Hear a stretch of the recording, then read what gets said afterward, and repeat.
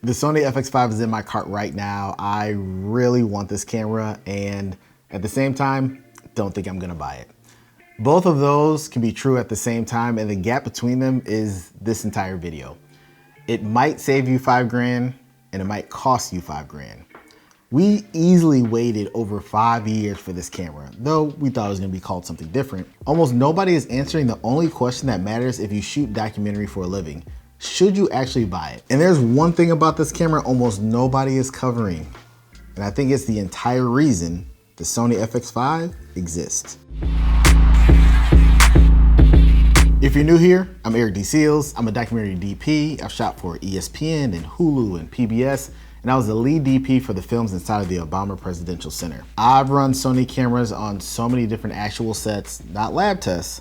So this is not a reaction video. This is a documentary DP looking at how this camera can possibly be added to my kit. While small, I run a working camera department, and I look at the invoices before I make any decision. All right, so we're gonna be looking at this in 3 different acts: the invoice, the nerve, and the credit Sony's earned. Then the only part that matters: should you buy, wait, or walk? Let's start by running that invoice.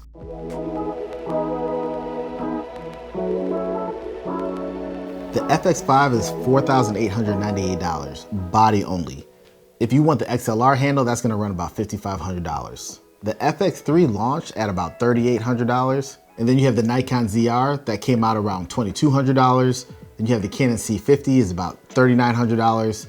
You have the C80 that came in about $5,500, and then you have the Sony FX6, which is about $7 grand. So when they announced this camera, I wasn't really worried about the pricing, not because I have too much money in the world, but I had an idea of where it was gonna sit. And honestly, it's going to sit somewhere near the FX3 and the FX6. And my thought was it was gonna sit somewhere in between that. So that made sense. So my mindset was already there as far as how much this camera was gonna cost. But when I start looking at the other cameras that I compare it to, it's a little bit more on the expensive side, and it doesn't necessarily have all the features. The other thing that I know is that the price that is just body only, or even just the handle as well, is only the starting point. You have to do so many things to get into the ecosystem of any camera that you purchase. Even if you already own a lot of Sony products, from the lenses, or you already have the media cards, you're gonna still need to purchase a couple of things to get the thing going, to get the camera going. When I look at any camera that I purchase, even if I think I have all the stuff that's necessary to go with it, I'm going to increase my budget like 10 to 15% because I know I'm gonna need to get some more things. That's why, you know, Nikon and Canon and so everybody, they're trying to keep you in their system because they know it makes it a lot easier for you to purchase another camera in the future. The new XLR handle records in 96 kilohertz, 32-bit flow audio. It's $798 on its own, or $5,500 in the kit. Now, the FX3 handle does not attach to this, so you need to keep that in mind if you already own an FX3.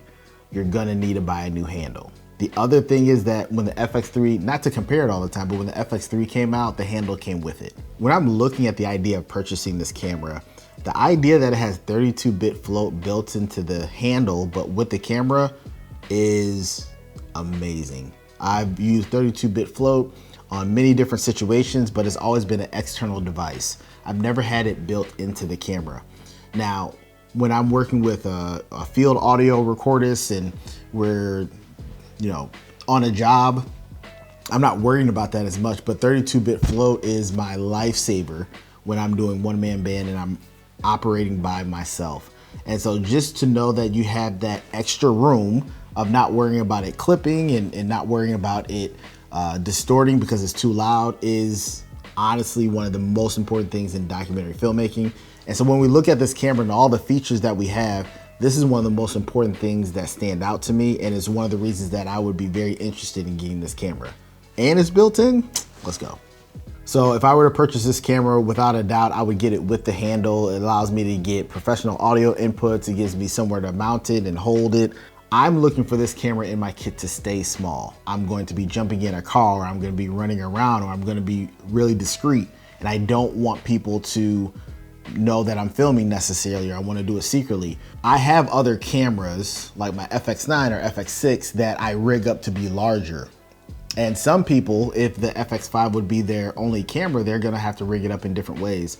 But one thing that's very important for me is I want this camera to stay small, because if I need a larger camera or I need a larger rig or setup, I'm using something else anyway. So if you're thinking about purchasing this camera, I think getting the handle is a no-brainer, especially if you're in the documentary field. It's just a must-have.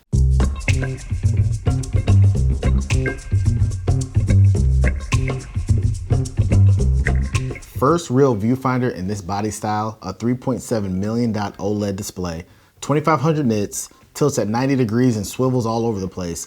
It's about $750. When it's attached, the connector covers the hot shoe.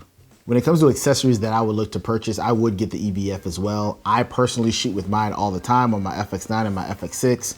And on my A7S III, I use it, I would say 10 to 15% of the time when I'm shooting with, and that's enough for me to use it. If I'm in a situation and the screen, I can't see the screen because it's just too bright outside, it's great to be able to look into the viewfinder. And it also makes your footage more stable, so that's something that's always really nice to have. So if I'm going to get this camera, I would get the top handle and the EVF.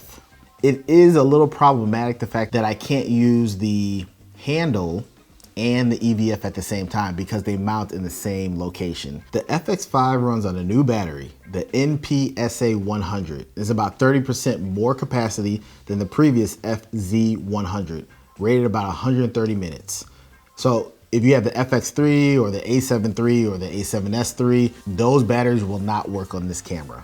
This is no surprise to me. When manufacturers come out with new cameras over time, they have different power deliveries and different requirements, and they want to make sure that you can run your camera at a certain capacity. So the fact that they've changed it it's right in line with what I was expecting. Now, a lot of people might put external batteries on this type of kit, and again, there's nothing wrong with that at all, but the way that I'm going to kit it up if I were to get it is I'm going to use an internal battery because my goal is to use it small. 2 slots, and each take CF Express Type A or SD.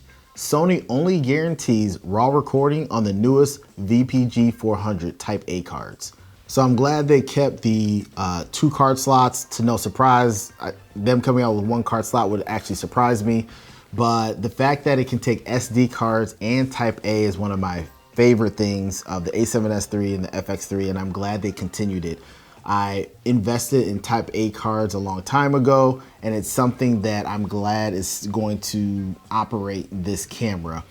And to have the ability to throw in SD cards, I think is one of the biggest wins, and I hope they keep that from here on out. And the reason is, if I for some reason forget my Type A cards, I can go to any store and get an SD card, whether I'm in the middle of nowhere. If there's a Walmart or Target or drugstore, I can go and get some type of SD card. And whether I have to knock down the quality, that's completely fine. At least I'm recording that day. One of the things that I don't care for when it comes to my Sony FX9 is those XQD cards. That's the only thing that I can use. And it makes sense for that professional type of camera, but it's one of the reasons that I lean towards my FX6 more often, because I'm oftentimes filming in very random places, and being able to have that as a backup is a huge deal. But those Type A cards are so fast. I'm not sure if the ones I have will work. I'll have to try and see it when I try the camera one day, but that Type A is going to make my life a lot easier because I've already invested into the system. The mounting points, they move. So the FX3 cages and rigs are not going to fit on this body style. So 3 threads on the top, 2 on the side, and 2 on the bottom. So Sony says you can rig without a cage. How you rig up the camera and attach accessories is one of the most important things when you're running and gunning or when you're working on documentary projects. It allows you to customize the camera to your liking. So you can take a FX5 and you can give it to 2 different individual filmmakers, and they're gonna rig it up different. And so what I like about the way that they built the system of this FX5 is they put enough mounting points where you really don't need a rig. You can get one for security or safety. If you're worried about dropping it, you're probably in the wrong industry anyway. But I can now mount things directly to the camera, and that makes it so it stays light and it stays small, which is the big goal for me when I use these type of cameras. At most, I might want a handle when it comes to the cage, but I think the way that they have the mounting points, you can add that directly to the body, which again keeps it small. To me, you really shouldn't be getting a rig until you have the camera in your hands. That lets you know if it's something that you can hold all day, or if it's gonna slip out of your hand, or if you have really big hands or really small hands. Everybody's hands are different. And so I don't think there's a right or wrong answer when it comes to rigging a camera. You have to figure out how it works for you first, because what works for me is not gonna work for everybody else.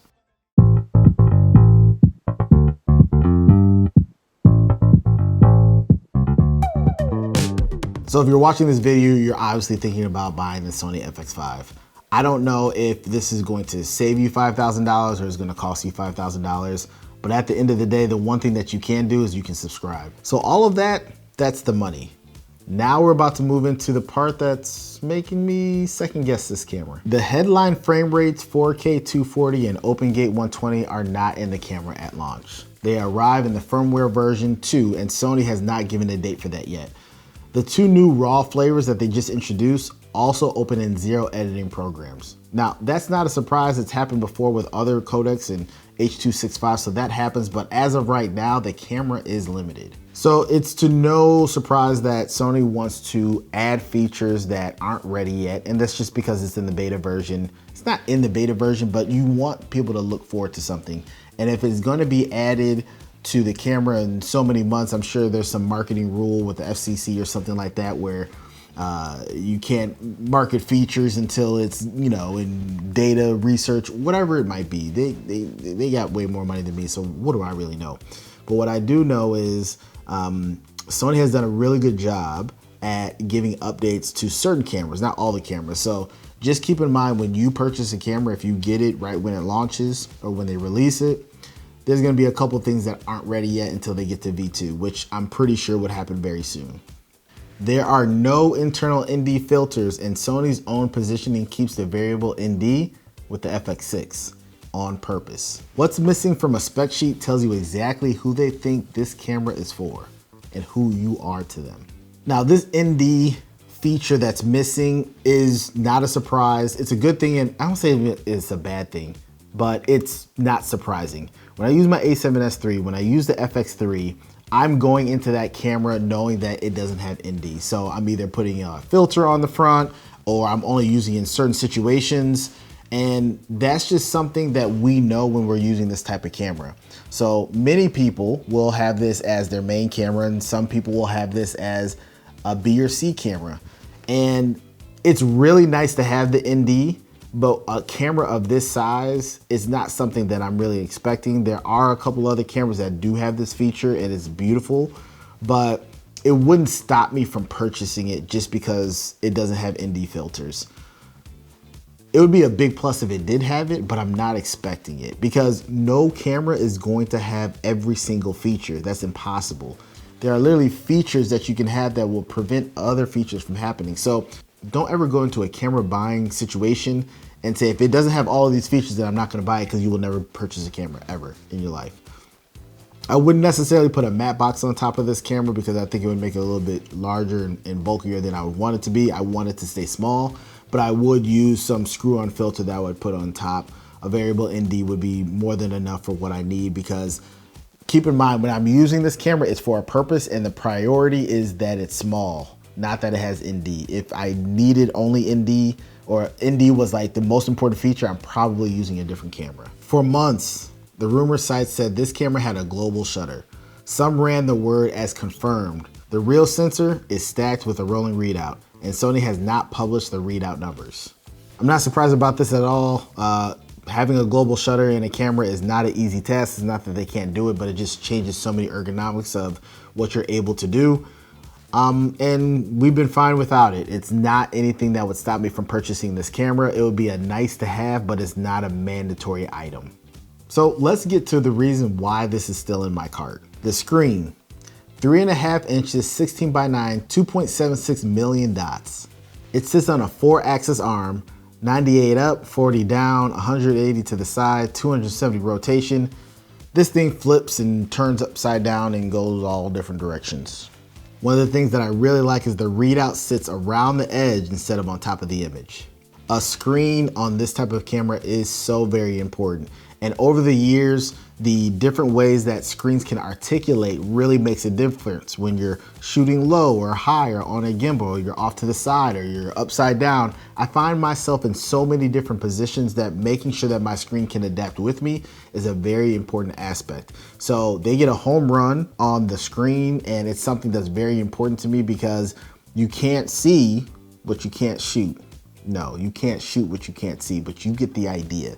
So they did a really good job on this monitor, and I think it's something that's very important and why this camera is going to do very well. At the end of the day, I don't want to put a monitor on this type of camera. The size of it, the weight of it, the power distribution, I want to run the camera by itself as much as possible because that's why I'm using that camera, to keep it small. Now, do I like to rig up cameras to customize how I film? 100%. But not for my run and gun small, get in tight spaces and be discreet. I want that to run by itself. So the better the camera is built, the better I'm gonna be able to use it. The alpha menus are gone. The FX5 runs the professional system from the FX6, the Venice 2, and the Burano with the Big 6 home screen and the Venice multi-function dial. False color is on the camera right out of the box, next to new waveform and vector scopes and focus map displays. So for the menus changing to the Venice system and FX6, I think it's a great idea because having the menus be the same across all of your cameras is going to make it easier for people to jump to different cameras. If you're using the FX5 and then you have to film on the Burano or the Venice, it just makes it easier for you to stay in that ecosystem. So I'm a supporter for them having the menu system that's similar to the other cameras or the larger cameras in their lineup. That makes it a lot easier for people to bump up. A lot of people get intimidated or scared when they have to go to a different camera system because you're not used to the menus. But if you have an FX5 and then you have a shoot on the Burano or then the Venice and the menus are all the same, that's just a win for everybody. And it's gonna encourage you not only to use those other cameras, but to stay in their lineup. This is one of the biggest home runs that they did with this camera, is putting false color on there. For those who do not know, false color is a way to measure exposure in an image, and it's much more detailed than a waveform. It's one of my favorite ways to expose for every image, and it's always on an external monitor. So for false color to be built in, for 32-bit float to be built in, you are now removing all these extra things that I had to add to the camera, which is very important to me because that keeps it light. It saves my pocketbook kind of, and it just allows me to be free. And I'm like, the camera is an extension of you. When you are being creative, when you are capturing a scene, when you're in a documentary, you don't want to think. It's not that you don't want to think, you don't want to have to think about the tools and the things in front of you. You just want to flow. And when you start to know exactly where the buttons are and where the things are, you have less friction. But when you have a battery going out or the cable going out or the monitor, you can't really see it. You're adding all these steps in between your creative. And the beautiful thing about this camera is every time they add a feature, they're removing that tension that you might have from having that external party, piece of equipment. So false color built in, I'm here for it.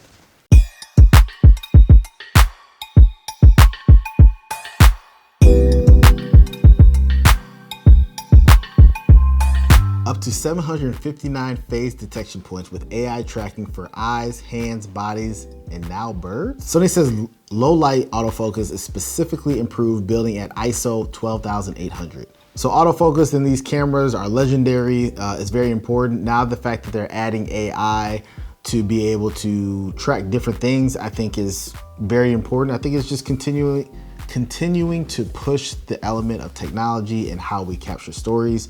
And I'm a big fan of autofocus. I use manual focus and autofocus, whatever is best to tell the story, because guess what? When people are watching in the theater, nobody's gonna say, oh, I wonder if he's using autofocus right now. Nobody cares. And so it's just like, are you getting what you need so that you can tell the story? So the fact that they've added new features for autofocus to be that it's gonna make it more accurate, I think that's great. 5-axis in-body stabilization is really important with cameras like this because these cameras are small, they're light. We all need help to get rid of those micro jitters. And micro jitters happen when the camera's too light. So having the 5-axis body in stabilization is amazing. Helps you when you don't necessarily want a gimbal, but you want it to be a little bit smoother. If you're doing run and gun, it's just gonna help you out. And at the end of the day, it's something that I wish all cameras had, but it's just not a feature that they all have. This is most helpful to me when you're using handheld shots. That's when the in-body stabilization is something that's very important. And when we're doing documentary work, this is happening very often. Now, I don't particularly like to use these smaller cameras when I have to do a lot of walking shots, so to speak, because they do have micro jitters, or just holding the camera for a long time is gonna start to shake over a period. Having a heavier camera or a camera with a little weight helps. And sometimes having a little bit of movement when you're tracking somebody gives it a little bit of life. Like, don't forget, handheld is an art form and it's not supposed to be super stable. So watch out for it being too stable, which can be bad sometimes, but you don't want it to be distracting either. But if you look at, many different DPs and when they choose to go on a tripod or handheld, it's a reason for it, and they don't want the handheld look to look like a tripod or look like a gimbal. So that's not a bad thing to have. Sony claims 3 times the airflow of the FX3 in a sealed chamber, dust and moisture resistant. 3 fan modes, including off while recording. The cooling is built for 170 straight minutes. Now, I know a lot of people are gonna test this. It's not something that I've run into in any of my shoots. I think the worst thing I had is while filming either in Vegas or Arizona, I got the warning that I was about to get, the temperature was getting a little hot, but I've never had my Sony a7S III shut down because of overheating. Maybe because I don't use 120 a lot, and I'm using 60 very infrequently. I'm mostly at regular speed. I don't know what it is, but the way that I film, my camera doesn't overheat a lot, but it's good to know that they have a fan in here to keep that from happening. So this camera has 16-bit RAW internal, same codec family as the Venice 2, and 3 different sizes. The smallest one makes RAW files smaller than your FX3's compressed files. That's crazy. That has never existed at this level. I'm actually not a big fan of RAW. I think it's a poor excuse to buy too many hard drives and not expose correctly, but it is nice to have, especially the XOCN light version. That's exactly the flavor that they use on a show that I got to, watch, Shadow, when I was living in LA for Last Chance U. They didn't use the highest quality because it just took up too much bandwidth, but they used a light version of it. So while I don't see myself using RAW on 95% of the productions that I'm on, because that would just be horrible for documentary and storage, it is nice to know that it's there and it's something that you can use. I think that's more so for commercial or people who are doing just very unique shots where they're not just constantly rolling. But for us who's constantly in the field and we're filming 8 to 10 hours a day possibly, having RAW capabilities is not the first thing that we think about.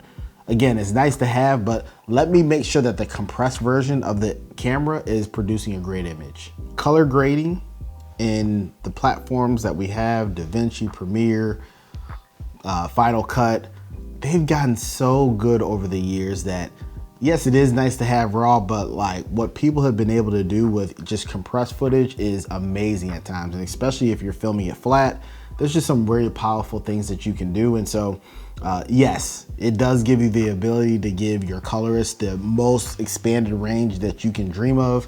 But most of you are either coloring it yourself, you're throwing a LUT on it and calling it a day. So you might not even be needing to give all that extra information. For those of you who need it, fantastic. But I'll say for most of us, it's overkill. The triple base ISO is something that I'm super excited about. So it has 800, 4000, and 12800. The old cameras jumped from 800 to 12,800, and this is the first body in line with a base in the middle, plus dual gain shooting and 15 plus stops in S-Log3. Dual base ISO has been one of my most favorite features of the FX9 and the FX6 and the a7S III over the years. To have triple just only makes it better. And I always found myself feeling like there needed to be something in the middle. I never thought about it, but until it was offered, I'm now realizing that that middle base for that 4000 ISO is gonna be great, because I was jumping at, the 800 version was just too low, and then the 12,800, I gotta put ND on top of it because it's just too much. And so having that middle range is really gonna allow this camera to flourish. And it's just gonna allow you to have that extra step to not having to adjust either lighting or bring in more lights or filming in a situation where you just need a little bit extra. So I think the aspect of having triple base ISO, triple base native ISO is going to be a huge win. I'm on my FX6 and FX9, I don't even think about it. I'm jumping back and forth so much, like my fingers and hands are just moving automatically because I use it all the time. And when I'm on a camera that doesn't have it, I struggle because it's a feature that I use on a regular basis.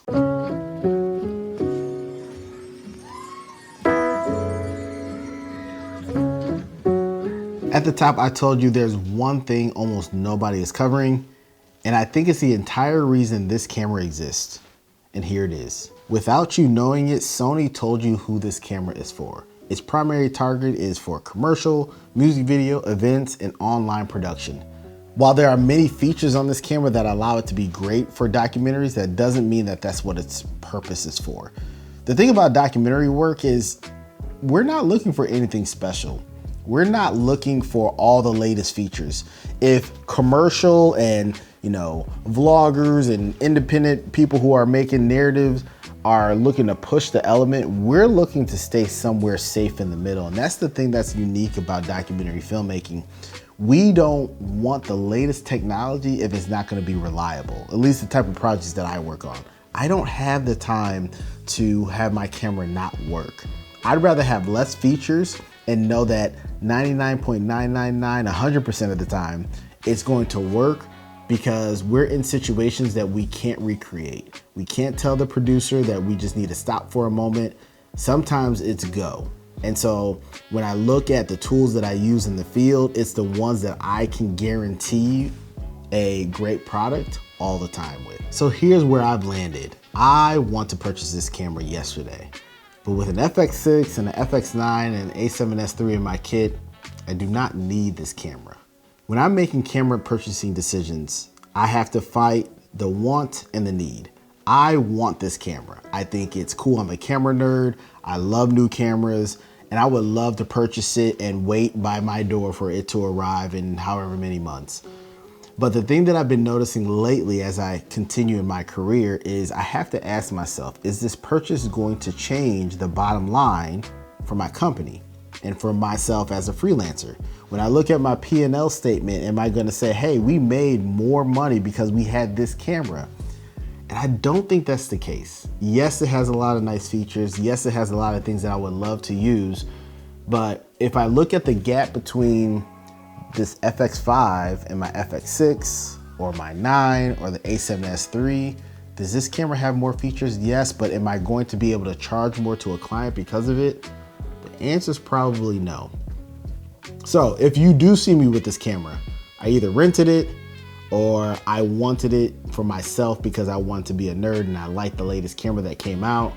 But realistically, you don't need to replace it just because it's the new trend online. I would love for everybody to be able to have this camera, but you have to ask yourself, is what I have currently okay? Because the camera that you own did not suddenly get worse. The marketing just played your brain to make you think that you need something that you don't have.